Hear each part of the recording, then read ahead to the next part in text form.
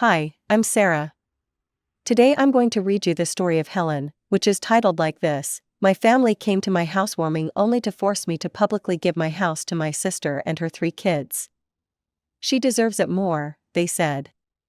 So I took one step that forced them to face what they deserved. Then 40 missed calls. Well, let's go. I'm Helen, and I finally did it. After almost 8 years of living like a monk, I bought my own house.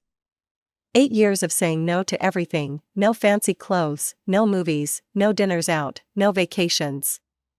While my friends were posting Instagram photos from beach resorts, I was eating ramen noodles and shopping at thrift stores.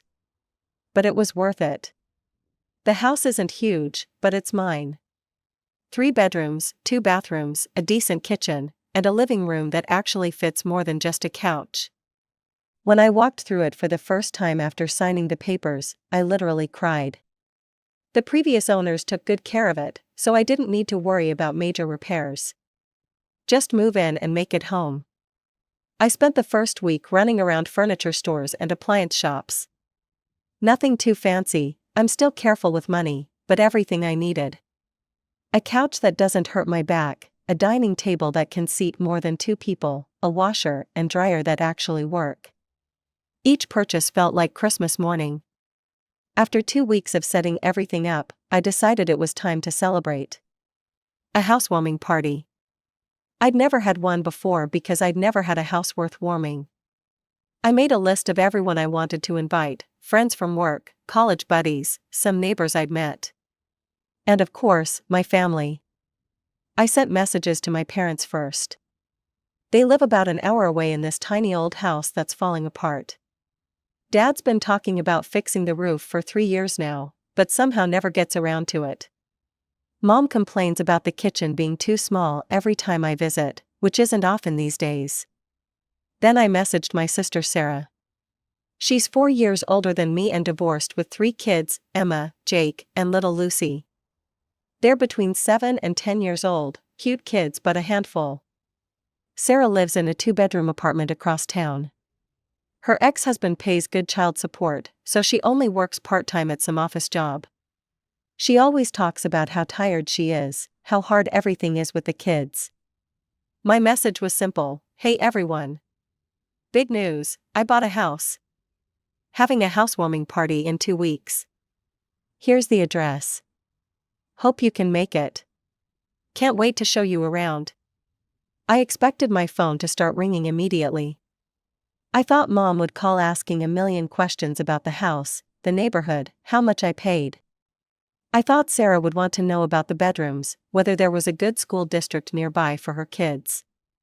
I thought Dad would ask about the garage and the yard. But nothing, radio silence.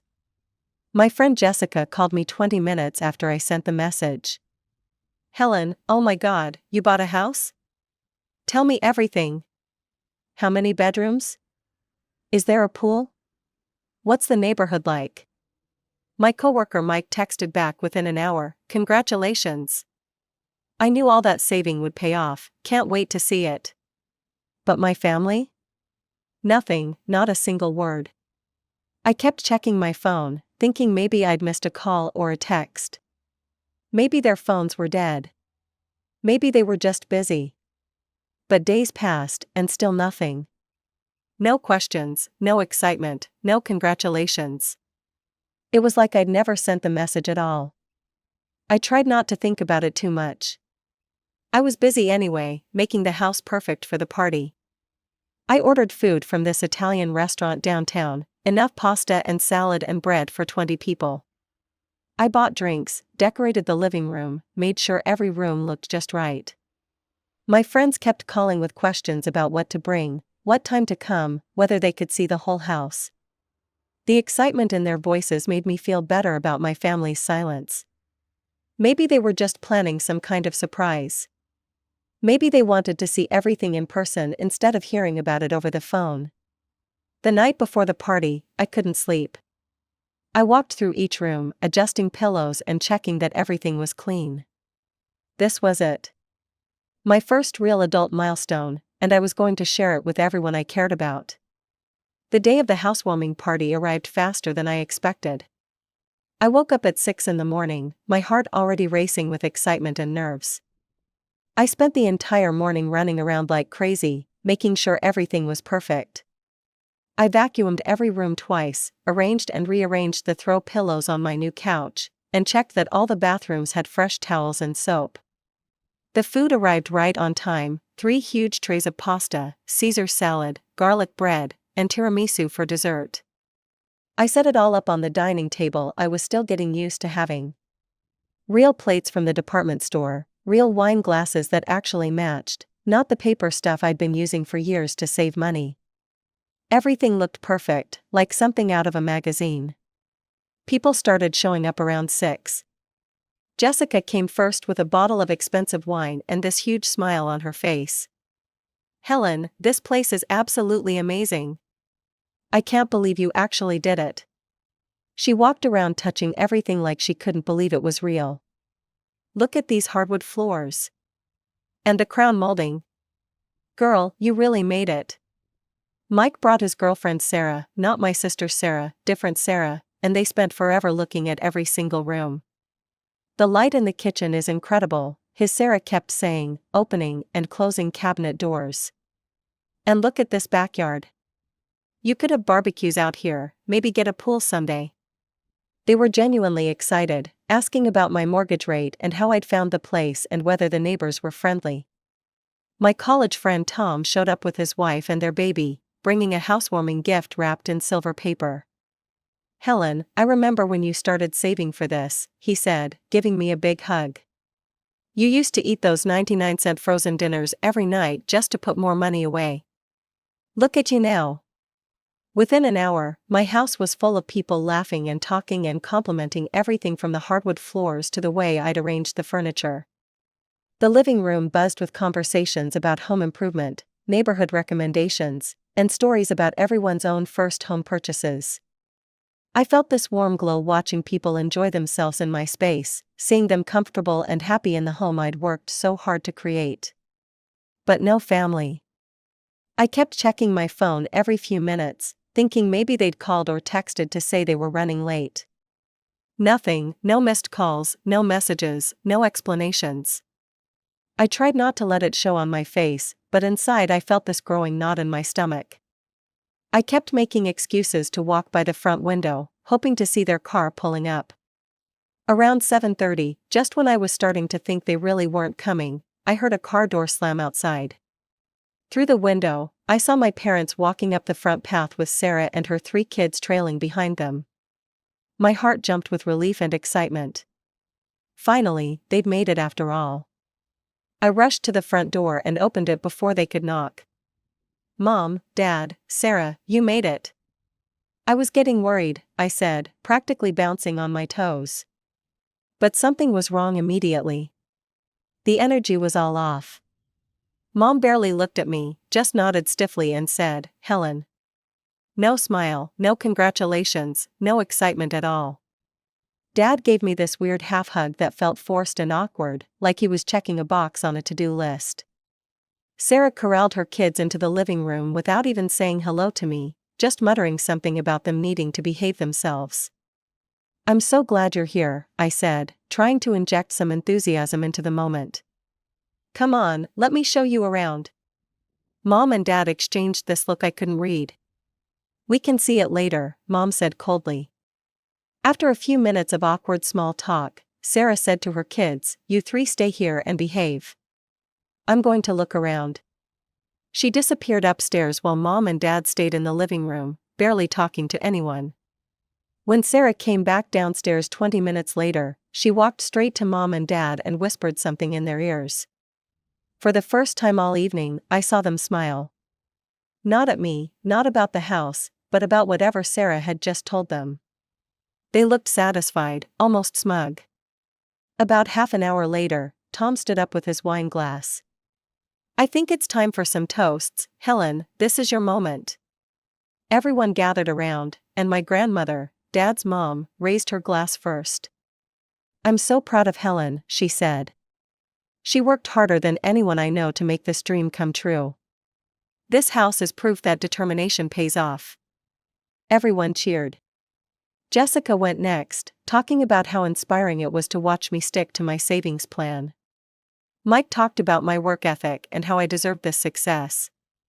I felt tears in my eyes listening to these people celebrate my achievement. But then Mom cleared her throat and stood up. The room got quiet, and I smiled at her expectantly. Instead, she looked directly at me with this expression that was almost angry. "Helen has nothing to congratulate," she said loudly. "She's behaved irresponsibly and selfishly." The room went dead silent. I felt like someone had punched me in the stomach.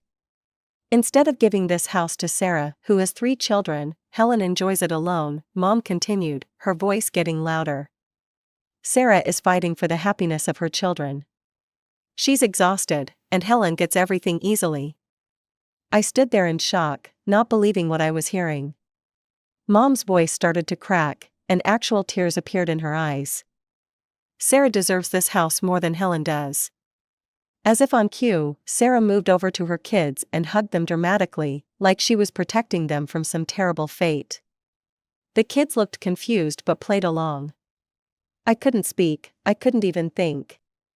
This was supposed to be my celebration, and my own mother was telling everyone I didn't deserve what I'd worked 8 years to achieve. Then my Aunt Carol, Mom's cousin, stood up. "You know what, Linda's right," she said, pointing at me. "Helen, you should think carefully and give this house to your sister. Those kids need space more than you do." But my grandmother stood up immediately. "Absolutely not," she said firmly. "Helen earned this house herself, she doesn't have to give it to anyone." And then chaos broke out.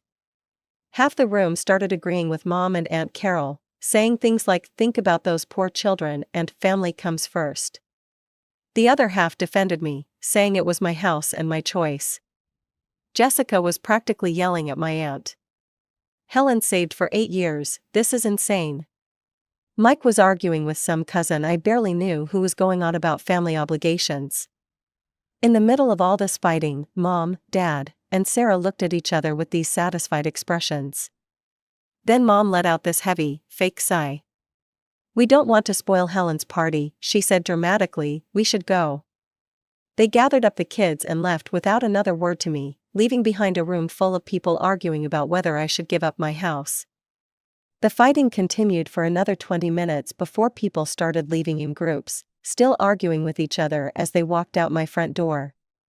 I stood there in my empty house, staring at the mess left behind by what was supposed to be the happiest night of my life. Half-eaten plates of pasta sat abandoned on tables, wine glasses scattered around the living room, napkins crumpled on the floor. The silence was deafening after all the shouting and arguing that had filled these rooms just an hour ago. I started cleaning up mechanically, trying to process what had just happened.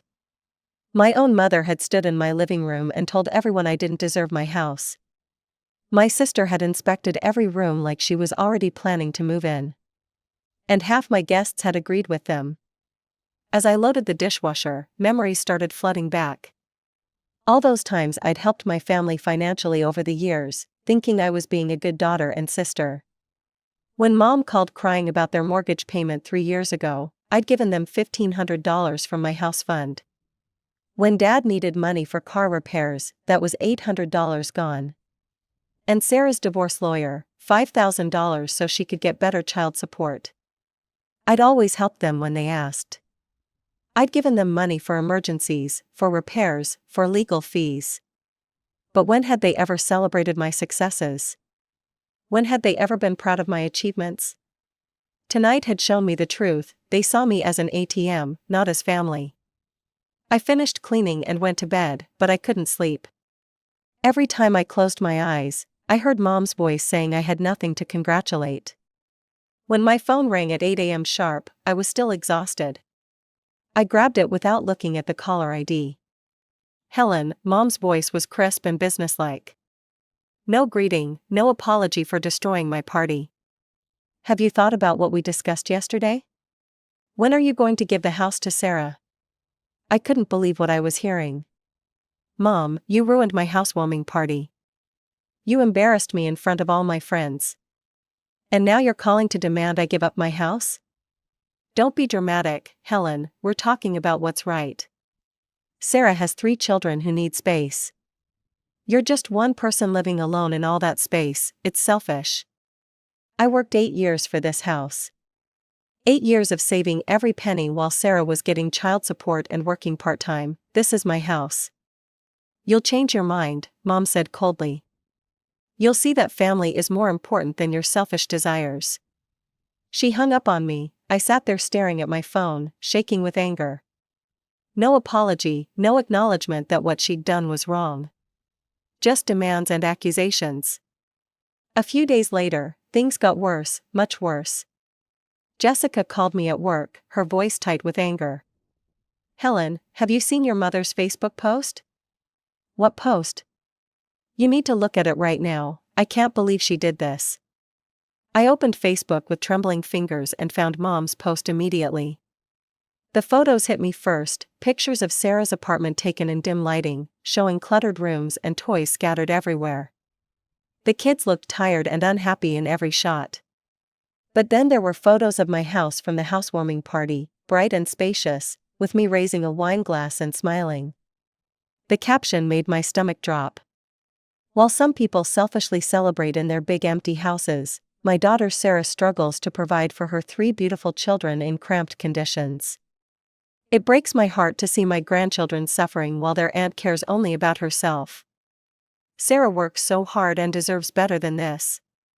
Some people get everything handed to them while others fight just to survive. The post had dozens of comments already. Relatives I barely knew were writing things like Helen should be ashamed and those poor children deserve better.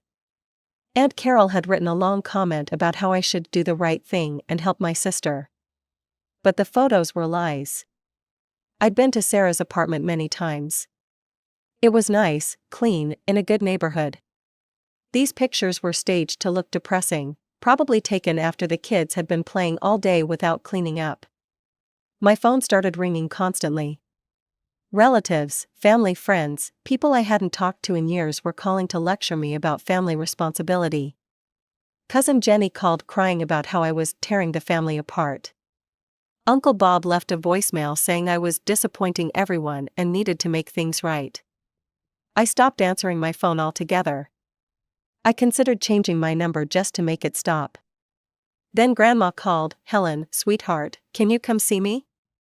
I think we need to talk. I drove to Grandma's house feeling defeated. She was 82 but still sharp as a tack, living independently in the same house where she'd raised Dad. When I walked in, she took one look at my face and pulled me into a hug. Sit down, honey, tell me what's been happening.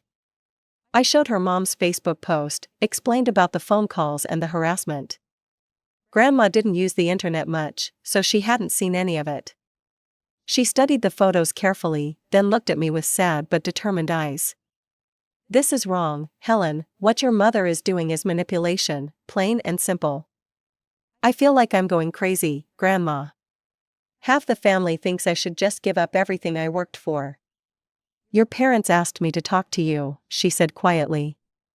They wanted me to convince you to give the house to Sarah. They thought you'd listen to me. My heart sank. Even Grandma was against me. But then she smiled. I told them absolutely not. You earned that house, Helen. You made sacrifices for 8 years while Sarah was living comfortably on child support. You don't owe anyone your home. But Mom says family should come first. Family should support each other, not tear each other down. What your mother did at that party and with this post, that's not family, that's bullying. Grandma made me tea and we talked for 2 hours. She told me stories about how she'd worked hard her whole life, how she'd never expected handouts from anyone. She reminded me of all the times I'd helped my family financially and asked if they'd ever helped me in return. You're not selfish for keeping what you earned, Helen. You're not responsible for fixing everyone else's problems. Sarah chose to have 3 children. Sarah chose to work part-time. Those were her decisions, not yours. For the first time in days, I felt like I could breathe. Someone understood. Someone was on my side. Don't let them bully you into giving up your dreams, Grandma said as I got ready to leave.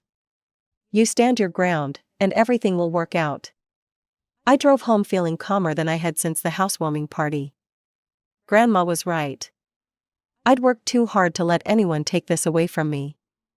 A few days after my conversation with Grandma, I was finally starting to feel like myself again. The harassment calls had slowed down, and I'd blocked most of the family members who were bothering me. I thought maybe things would calm down and I could move on with my life. Then, on Saturday morning, there was a knock at my door. I looked through the peephole and my heart sank. Grandma was standing on my porch with Mom, Dad, and Sarah right behind her. They all looked serious, like they were here for some kind of intervention. I opened the door reluctantly. Grandma, what's going on? We need to have a serious conversation, Helen, all of us, together. I let them in, confused about why Grandma had brought my parents and sister here. Had she changed her mind about supporting me? My stomach twisted with anxiety as we all sat down at my dining table. Mom and Dad looked pleased with themselves, like they were about to win something.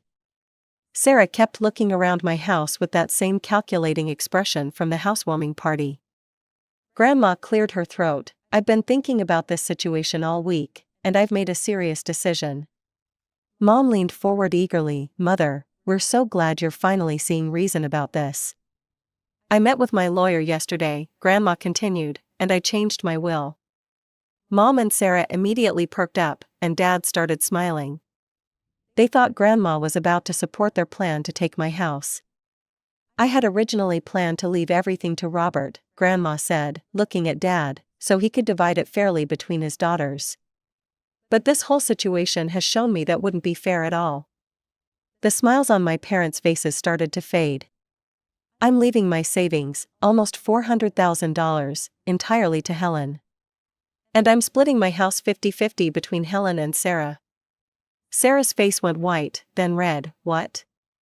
That's not fair, Helen already has a house. I'm the one with children who need help. Fair? Grandma's voice was steel. Helen saved for 8 years to buy her house. She worked hard and made sacrifices. You've been living comfortably on child support and expecting handouts from everyone else. Mom stood up, her voice shaking with anger. Mother, you can't do this. Sarah needs that money more than Helen does. Helen is being selfish and you're rewarding her for it. I'm rewarding hard work and responsibility, Grandma said calmly. Something Helen learned and Sarah apparently didn't. Dad finally spoke up. Mom, this isn't right. We're family, we should share everything equally. Did you share equally when you helped pay for Sarah's wedding but not Helen's college graduation celebration? Did you share equally when you spent 2 weeks helping Sarah with her baby but couldn't spare a weekend to help Helen move into her first apartment? The room went silent. My parents looked stunned that Grandma had noticed their favoritism over the years. Sarah started crying, but they weren't real tears. Grandma, please, think about your great-grandchildren. They need stability. They need space. Helen is just one person. Helen earned her space. And if you really cared about your children's stability, you'd stop trying to steal their aunt's house and focus on improving your own situation. Mom's face was getting redder by the minute. If you do this, Mother, you'll tear this family apart forever. Grandma smiled, but it wasn't a kind smile. This family was already torn apart when you decided to publicly humiliate Helen and demand she give up everything she worked for. I'm just making sure the damage doesn't get worse. Then she stood up and looked directly at Mom. And if you don't delete that hateful post about Helen by tomorrow morning and publish an apology, I'll change my will again and leave everything to Helen. Every penny, every possession. Mom, Dad, and Sarah all went completely silent. The threat hit them like a slap. You have until noon tomorrow to apologize publicly to your daughter. After that, my lawyer will be making some additional changes. She pointed toward my front door. Now get out of Helen's house and think about how you want to proceed. They left without another word, looking shocked and defeated. After they were gone, I hugged Grandma tightly. Thank you, I whispered. I can't believe you did that. I should have done it years ago, sweetheart. I've watched them treat you like a second-class citizen your whole life, and I'm done with it. The next morning, I woke up to find that Mom had deleted her hateful post and published a new one. It was short and clearly written through gritted teeth. "I want to apologize to my daughter Helen for my inappropriate comments about her home purchase. I was wrong, and I'm proud of her accomplishments." Over the next week, my parents and Sarah called and texted me constantly, but I didn't answer. They left dozens of voicemails begging me to talk to Grandma, to convince her to change the will back. Some messages were pleading, others were angry, but I deleted them all. 4 months have passed since that day. I still live in my beautiful house, and I love it more every day. I've decorated it exactly how I want, had friends over for dinner parties, and even started a small garden in the backyard. My parents and Sarah have mostly stopped trying to contact me, though they still send the occasional text or voicemail. I don't respond. I've realized that cutting them out of my life has actually made me happier and less stressed. Grandma and I talk every week now. We've become closer than we ever were before, and I'm grateful every day for her support. She was right when she said everything would work out. I don't regret standing my ground. I worked 8 years for this house, and I wasn't going to let anyone guilt me into giving it up. My family treated me like an ATM for years, but now they know I'm not just going to hand over my hard-earned success to make their lives easier. Sometimes I wonder if we'll ever reconcile, but honestly, I'm not sure I want to. They showed me who they really are, and I believe them. I'm better off without people who only value me for what I can give them.